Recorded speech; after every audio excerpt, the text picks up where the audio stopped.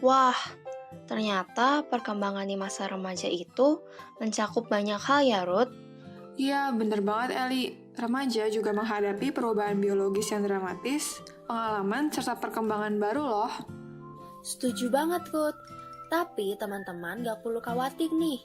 Kami telah menyiapkan rangkaian video yang mengupas tuntas salah satu isu atau fenomena yang sering ditemui pada remaja, yaitu penerimaan diri.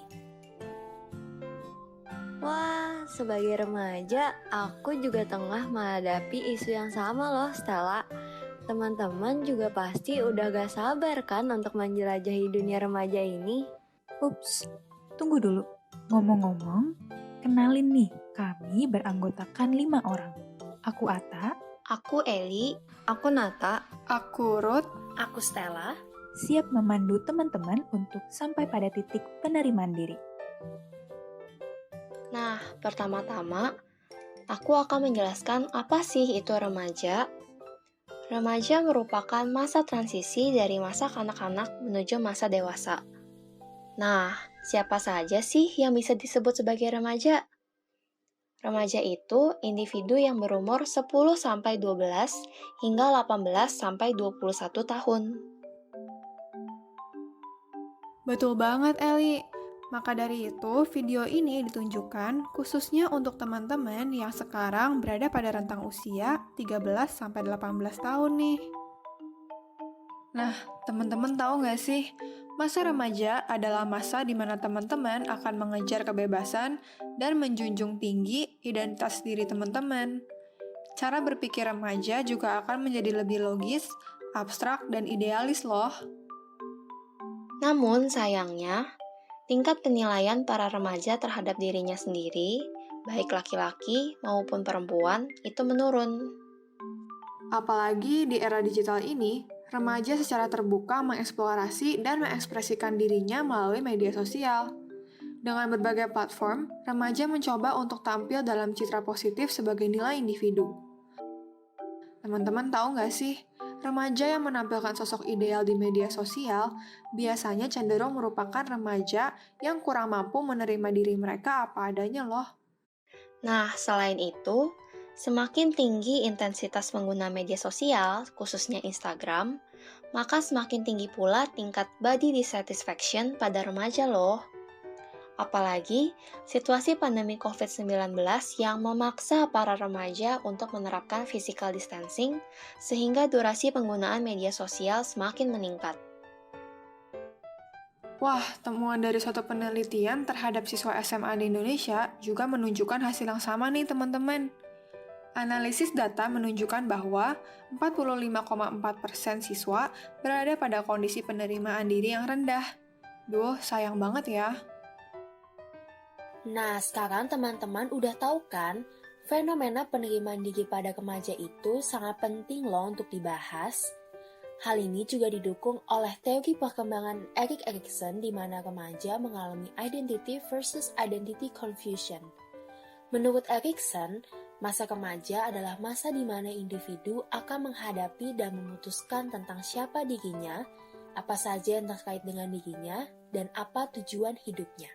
Setuju banget, Stella. Maka dari itu, penting nih buat para remaja untuk berhasil mengatasi konflik identitas agar mampu memunculkan rasa diri yang dapat diterima. Sebaliknya, remaja yang gagal akan mengalami krisis identitas yang tentunya akan mempengaruhi proses perkembangan. Nah, teman-teman, fenomena ini berkaitan erat dengan konsep diri. Apa sih itu konsep diri? Konsep diri adalah evaluasi secara khusus tentang diri sendiri. Evaluasi tersebut dapat dilihat dari banyak aspek loh. Di antaranya aspek fisik, psikis, sosial, emosional, ambisi, dan prestasi. Pembentukan dan perkembangan konsep diri individu itu mencakup pengalaman dan pemahaman dari lingkungan, penilaian orang lain, atribut, serta perilaku diri.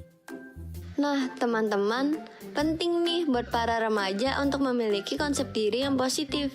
Remaja dengan konsep diri yang positif akan mampu mengatasi dirinya, memperhatikan dunia luar, serta memiliki kemampuan untuk berinteraksi sosial.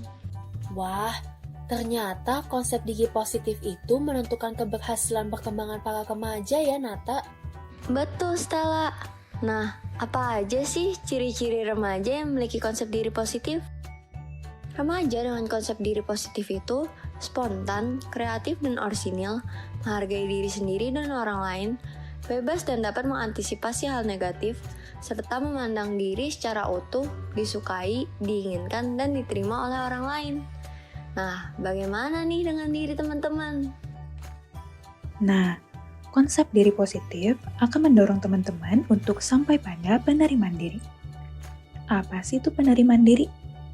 Penerimaan diri adalah kemampuan individu untuk memandang diri sendiri yang sebenar-benarnya, dengan suatu pandangan positif. Nah, kemampuan itu tidak muncul dengan sendirinya loh, melainkan harus dikembangkan oleh diri teman-teman sendiri ya. Penerimaan diri itu bersifat transformatif. Ketika individu berfokus pada apa yang benar, individu tersebut mulai dari perspektif bahwa dirinya mampu menerima diri apa adanya dengan semua kekurangan dan ketidaksempurnaan. Wah, ternyata konsep diri dan penerimaan diri merupakan dua hal yang berhubungan ya teman-teman. Betul banget, Ata. Konsep diri yang stabil itu merupakan salah satu faktor pendorong agar individu mencapai penerimaan diri. Yap, kedua variabel tersebut juga memiliki korelasi yang positif nih. Tunggu dulu, apa sih korelasi positif itu, Nata? Jadi, korelasi positif adalah hubungan antara dua variabel yang bergerak ke arah yang sama. Dengan kata lain, ketika konsep diri meningkat, maka penerimaan diri juga akan meningkat. Begitu pula sebaliknya. Nah, teman-teman, gimana nih? Sebagai remaja, makin penasaran kan tentang topik konsep dan penerimaan diri? Yuk, simak ulasan yang lebih mendalam pada episode selanjutnya. See you there!